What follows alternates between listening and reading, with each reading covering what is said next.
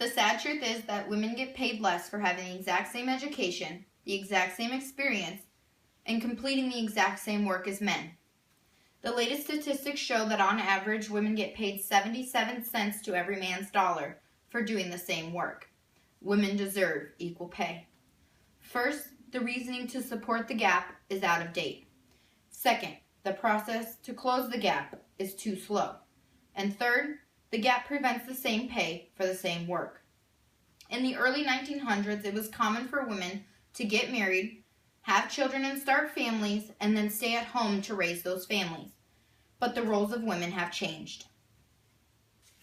First, the reasoning to support the gap is out of date. According to a 2012 article in the North American Journal of Psychology, it states that there has been a growth in women in the paid labor force from 33% in the 1950s to 74% in the 1990s. A very strong reasoning behind the pay gap and to support it is the belief that women should stay home to raise their families. But women are no longer staying at home, they are going to work. This stereotype is used to pressure women to believe that being stay-at-home moms is the best choice.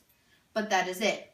It's a choice, and their choice should not be altered by the fact that if they do join the workforce, they will ultimately get paid less than their male co-workers.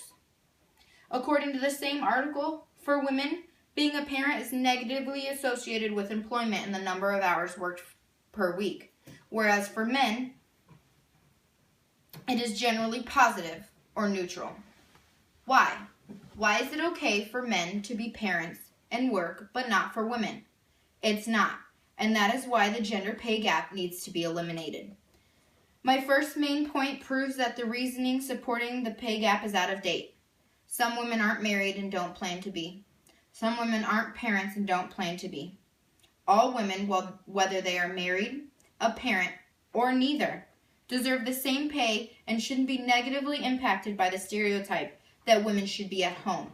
That reason is out of date. In 1963, it was brought to everyone's attention by the Equal Pay Act that there was a significant difference in the amount women got paid compared to men, and that was over 40 years ago. Second, the progress to close the gap is too slow. In 1963, when the Equal Pay Act was passed, women got paid 59 cents to every man's dollar. In 2004, women got paid 76 cents to every man's dollar. Now, 10 years later, that gap has only decreased 1 penny. In 2014, women get paid 77 cents to every man's dollar.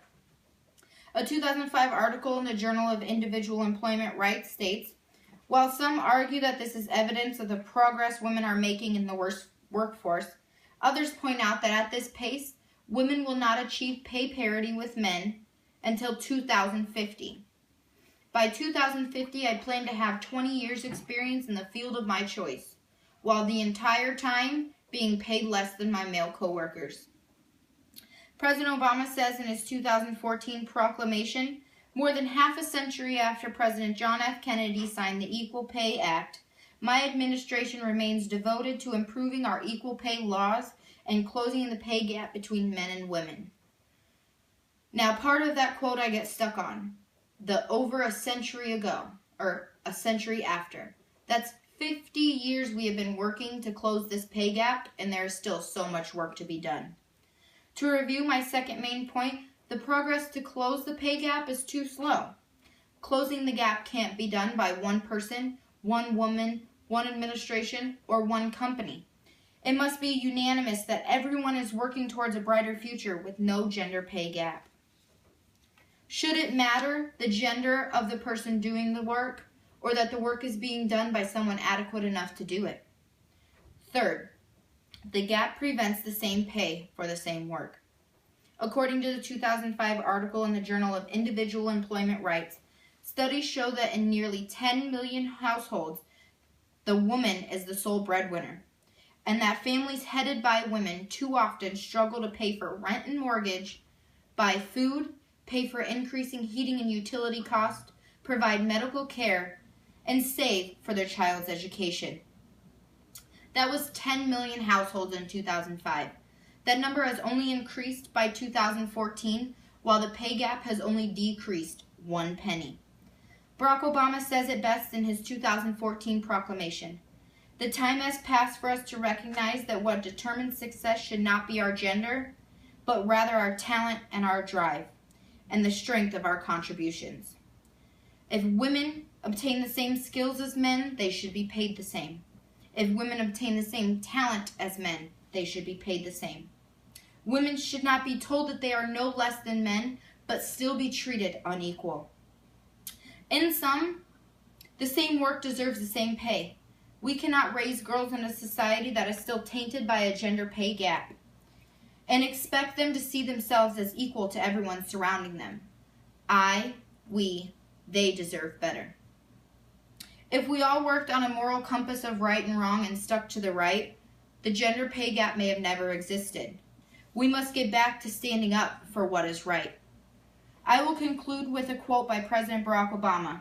He ends his proclamation on April 7, 2014 by saying, "Let us march towards the day when, in the land of liberty and opportunity, there are no limits on our daughters' dreams and no glass ceiling on the value of their work." I want no limits on my dreams, my mother's dreams, or my daughter's dreams.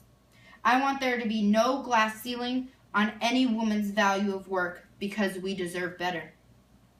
My call to action for everyone is to make it known that this is wrong.